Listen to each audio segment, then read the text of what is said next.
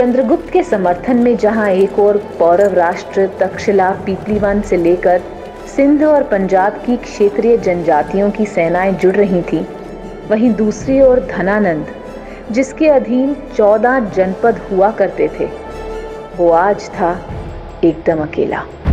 धनानंद के कुशासन से त्रस्त प्रजा भी एक नए शासन का स्वप्न देखकर अब चंद्रगुप्त के साथ जुड़ने लगी थी। धनानंद जैसे दुष्ट शासक की मुट्ठी से अपनी मातृभूमि को मुक्त कराने के लिए जितने हाथ शस्त्र उठाना चाहते हैं, सबका स्वागत है, क्योंकि यह युद्ध नहीं, धर्म युद्ध है। अराजकता के विरुद्ध, स्वतंत्रता के विरुद्ध, मातृभूमि के लिए, अखंड भारत के लिए।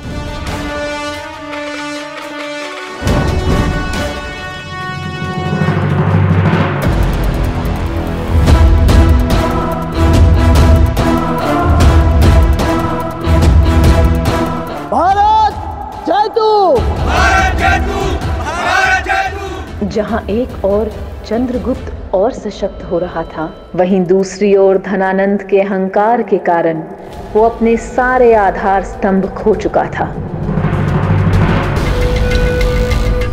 अधर्म के पथ पर आज वो असहाय और अकेला खड़ा था, किंतु फिर भी वो युद्ध के लिए सज्ज था, क्योंकि मगधपति के लिए उसके सिंहासन से अधिक महत्वपूर्ण इस संसार में और कुछ नहीं था। उस दिन ना चाहते हुए भी धनानंद को अपने अतीत का वो घटनाक्रम स्मरण हो रहा था जो कदाचित आज इस युद्ध का कारण था। तेरे अखंड भारत की सोच के दमन के लिए ही मैंने इस सभा का सृजन किया, ताकि तेरे साथ साथ यहाँ हर कोई ये देख ले कि मैं धनानंद एक विशाल तेजस्वी महानदी हूँ और तू केवल एक माटी का कण है जो किनारे पर रहकर मेरी चरण वंदना तो कर सकता है, किंतु यदि मार्ग में आया तो बहा दिया जाएगा। किस शिखा का तूने आज अपमान किया, मैं उसी शिखा की शपथ लेता हूं कि तेरे नंद वंश का समूल नाश कर दूंगा। धनानंद, तुझे इस सिंहासन से उखाड़ कर यहाँ एक योग्य शासक को बिठाऊंगा, योग्य शासक को बिठाऊंगा, योग्य शासक को बिठाऊंगा। वर्षों पूर्व जिसे धनानंद ने एक तुच्छ सा तिनका समझा था, वही आज एक अटल चट्टान बनकर धनानंद के साम्राज्य को ललकारने आ पहुंचा था, अपने शिष्य चंद्रगुप्त के साथ। चंद्र, तारिणी की अब तक कोई सूचना नहीं आई, और अब तक तो उसे हमारे साथ आ जाना चाहिए था। युद्ध किसी की प्रतीक्षा नहीं करता स्थूलभद्र। आचार्य, आप इतने कठोर कैसे हो सकते हैं? इस युद्ध में तारिणी ने हमारी बहुत सहायता की, उसके सहयोग के बिना हम यहाँ तक नहीं पहुँच सकते थे। उसकी रक्षा करना हमारा कर्तव्य है, उसे सुरक्षित महल से निकालना हमें सुनिश्चित करना होगा। चंद्र, तुम ही समझाओ ना आचार्य को। तुम सबकी भांति मैं भी चाहता हूँ कि तारिणी यहाँ सकुशल लौटा है, किंतु आचार्य का कथन भी सही है। अब इस युद्ध चक्र को किसी के लिए भी रोकना असंभव, क्योंकि इस युद्ध में हमारे भारत का भविष्य और हमारी स्वतंत्रता दांव पर लगी, उसके आगे कुछ नहीं।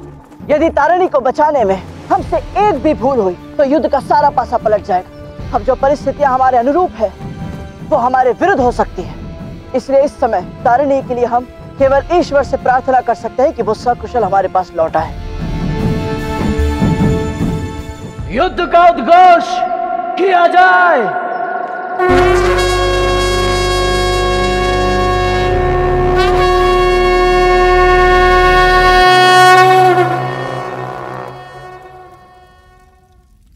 मैं मगध हूँ और मगध को इस सिंहासन से कोई विमुख नहीं कर सकता।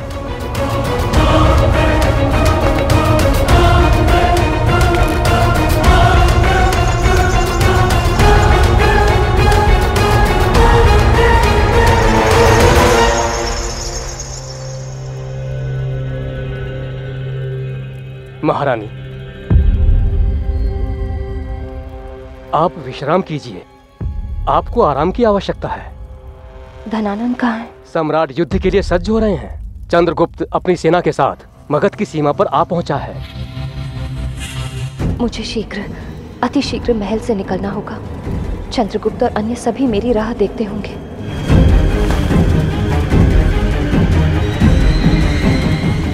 क्षमा करें महारानी, अब आप इस महल को छोड़कर बाहर नहीं जा सकती।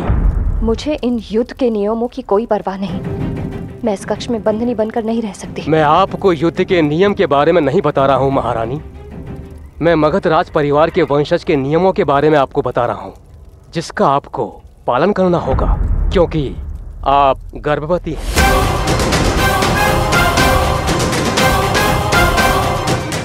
अतः मगध वंशज के नियमानुसार जब तक आप इस शिशु को जन्म नहीं दे देती, तब तक आप इस महल के बाहर नहीं जा सकती। सम्राट का आदेश था कि जब आपकी मूर्छा टूटे, उन्हें शीघ्र सूचित किया जाए। मैं अब इस सूचना के साथ शुभ समाचार देकर आता हूँ। रुकिए राजवैद्य, आप ऐसा ना करें। सम्राट को ये समाचार मैं स्वयं दूंगी, और ये आपकी महारानी का आदेश है। आपके आदेश का पालन होगा महारानी, किंतु आपके स्वास्थ्य की सूचना सम्राट को मुझे देनी ही होगी। वे आपके लिए अत्यंत चिंतित हैं।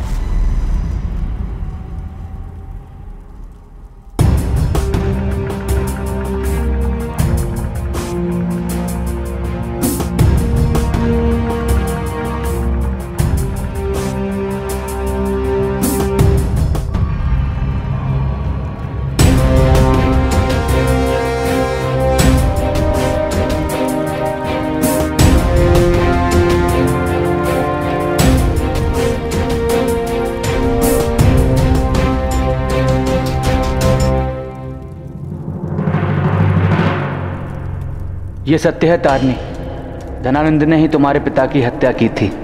धनानंद ने उनकी हत्या ऐसे की कि तुम्हें विश्वास हो जाए कि वो व्याधि से मरे हैं। ये लीजिए पापा।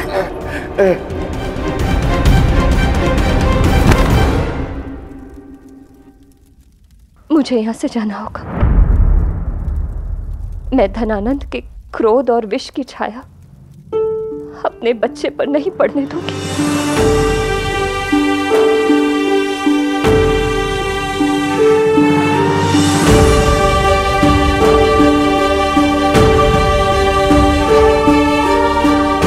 भाग्य की विडंबना देखो धनानंद, आज हमारे मिलन से एक जीवन का सृजन होने जा रहा है, और मैं इस जीवन को तुमसे दूर,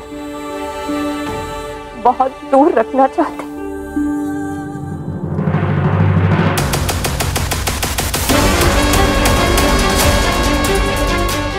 मगध की सेना तो सज है, किंतु धनानंद कहाँ है? उनका नेतृत्व करने के लिए तो बस वही शेष बचा है ना।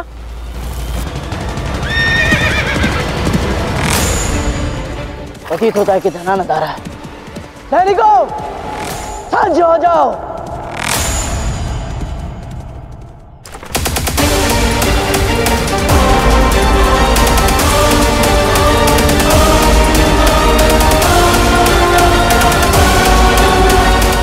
आते राक्षस यहाँ मगध सेना का नेतृत्व अमात्य कर रहे हैं, तो फिर धनानंद कहाँ है?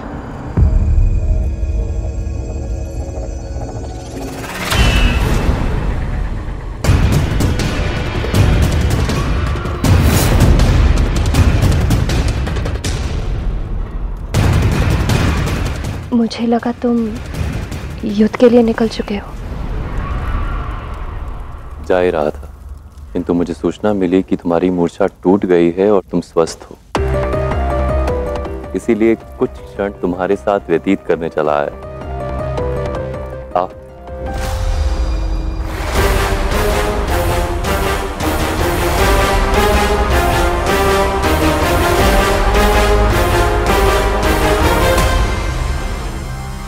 क्या हुआ? ऐसे क्या देख रहे हो? अब जिस युद्ध की ओर मैं जा रहा हूँ, वहाँ बहुत लंबे समय तक मुझे केवल मृत्यु और रक्त देखने को मिलेगा। तो मैं वहाँ तुम्हारे साथ व्यतीत किए स्वर्णिम क्षणों की स्मृतियाँ अपने साथ ले जाना चाहता। तुम्हें याद है वो क्षण? हाँ, मुझे स्मरण है। पता है तारा, जब मैंने तुम्हें पहली बार देखा था तो मुझे विश्वास हो गया था कि हमारा ये साथ बहुत लंबा होने वाला है। समय के साथ हमारे संबंध में बहुत कुछ बदल गया, इसका आभास था मुझे, किंतु ये बदलाव इस स्तर तक बदल जाएंगे इसकी कल्पना नहीं की थी। अर्थात?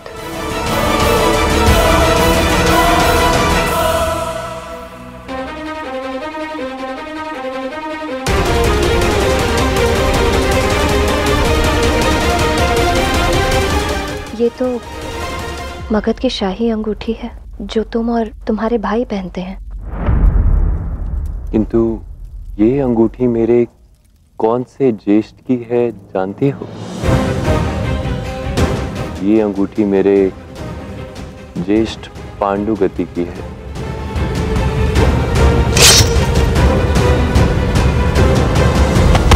ये कदाचित उसके हाथों से तब निकली होगी जब तुमने उसे अपनी माता की कुटिया में मारा होगा। सौभाग्यवश ये महामाते को मिली, जो मेरे प्रति तुम्हारे विश्वासघात का प्रमाण है।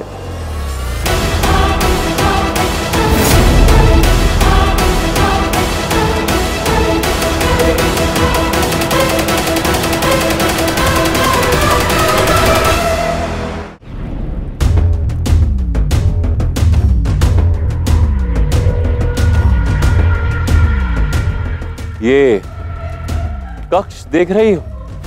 मैंने हमारे विवाह के समय विशेष रूप से तुम्हारे लिए बनवाया था। इसका एक एक कोना कारीगरों ने तुम्हारी पसंद को ध्यान में रखकर तराशा है। यहाँ पर पड़ी प्रत्येक वस्तु तुम्हारे पसंद अनुसार बनवाई गई। मैंने सोचा था कि इस कक्ष से हम अपने जीवन का नया आरंभ करेंगे। ये कक्ष उस भविष्य का मुख्य द्वार होगा जो अब मुझे नहीं दिखाई दे रहा तारा। वो तुम ही थी, आरंभ से तुम ही थी जिसने मेरे साथ विश्वासघात किया। लोग सही कहते हैं कि प्रेम में व्यक्ति अंधा हो जाता है, और मैं तुम्हारे प्रेम में अंधा हो गया। महामाते ने कई बार मुझसे कहा कि तुम मेरे साथ विश्वासघात कर रही हो, मेरे शत्रुओं के साथ मिलकर मेरे विरुद्ध षड्यंत्र रच रही हो, किंतु मैंने उनकी एक नहीं सुनी।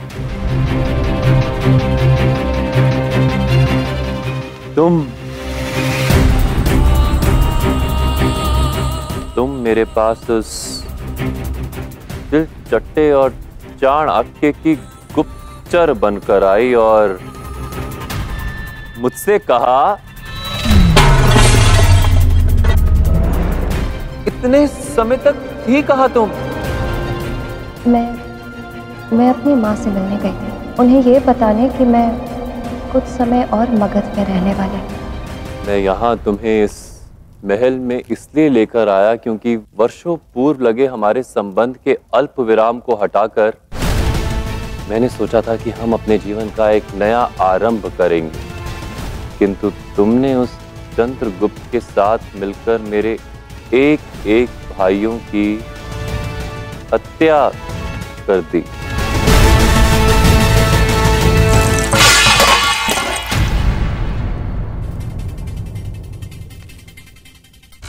तुमने दशा सिद्धिका के हाथों अंबी कुमार की हत्या करवाई, और फिर तुमने ज्येष्ठ दशा सिद्धिका को मेरे ही हाथों मरवाया।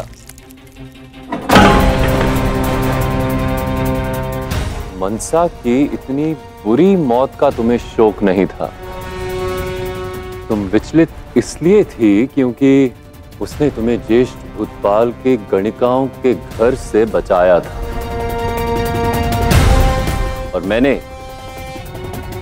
मैंने मनसा की हत्या कर दी। और तुमने स्वयं ज्येष्ठ पांडुगति को अपने हाथों से मारा और मुझसे कहा, तुम्हारे वस्त्रों पर ये रक्त कैसा? माँ के फेफड़ों में व्याधि के कारण क्षति हुई है। उनके नाक से कभी कभी रक्त बहता है। झूठ कहा।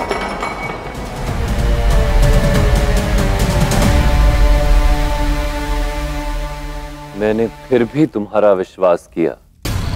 ज्येष्ठ पांडु को उसके अंत तक तुमने लाकर खड़ा कर दिया और साथ ही मेरे स्वर्ण की खान पर विजय दिलाने में तुमने उस दिलचट्टे की सहायता की। इतना ही नहीं, वो तुम ही थी जिसने विषकन्याओं को इस महल में प्रवेश दिलवाया, क्योंकि तुम जानती थी कि मैं गंगा तट की छावनी को नहीं, तुम्हें बचाने अवश्य आऊंगा। और वो तुम ही थी जिसने मेरे विश्वस्त महामात्य को मुझसे दूर किया और उन्हें उस चंद्रगुप्त और चाणक्य का बंधक बनवा दिया।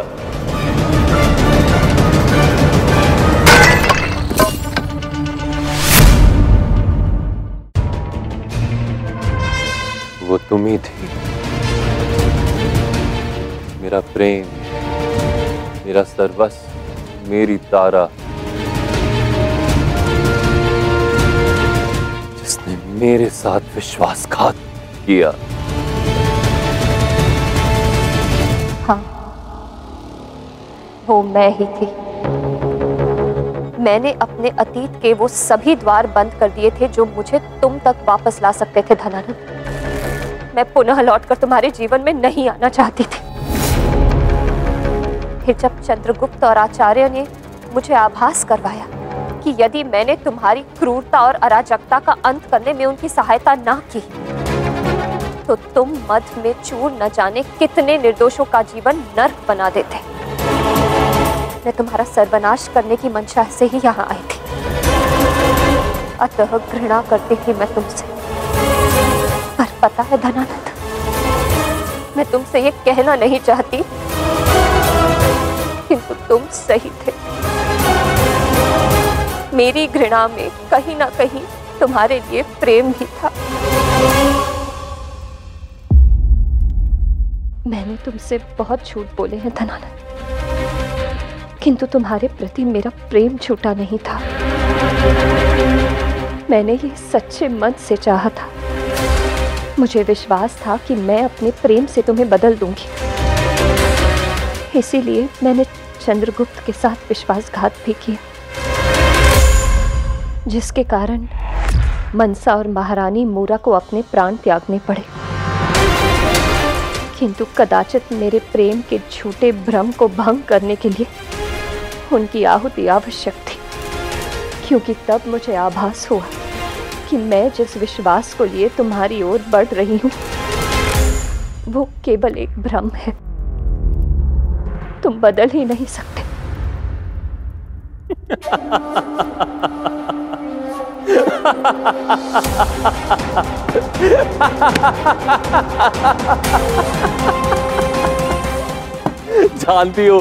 जानती हो मैं इतना हंस क्यों रहा हूं? क्योंकि मुझे अब आभास हो रहा है कि तुम्हारे प्यार ने मुझे कितना बड़ा मूर्ख बनाया तारा। सारा संसार कहता है कि मगधपति धनानंद अत्यधिक बुद्धिमान है, चतुर है, किंतु तुम्हारे प्यार ने मुझे मूर्ख बना दिया। तुमने मुझे विश्वास दिला दिया कि तुम मुझसे प्रेम करती हो और हम साथ में नए जीवन का आरंभ कर सकते।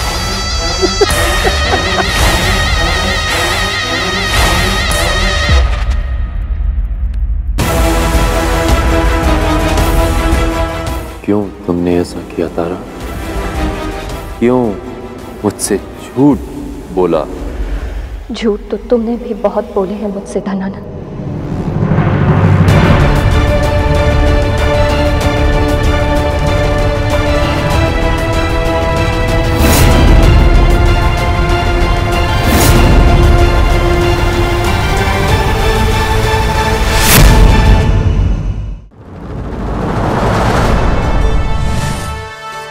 ये दो मुद्राएं देखते हैं आप, देखने में बिल्कुल एक समान, परंतु इनमें से ये मुद्रा स्वर्ण से बनी हुई और ये तांबे से। इस पर केवल स्वर्ण का पानी मात्र चढ़ा हुआ है।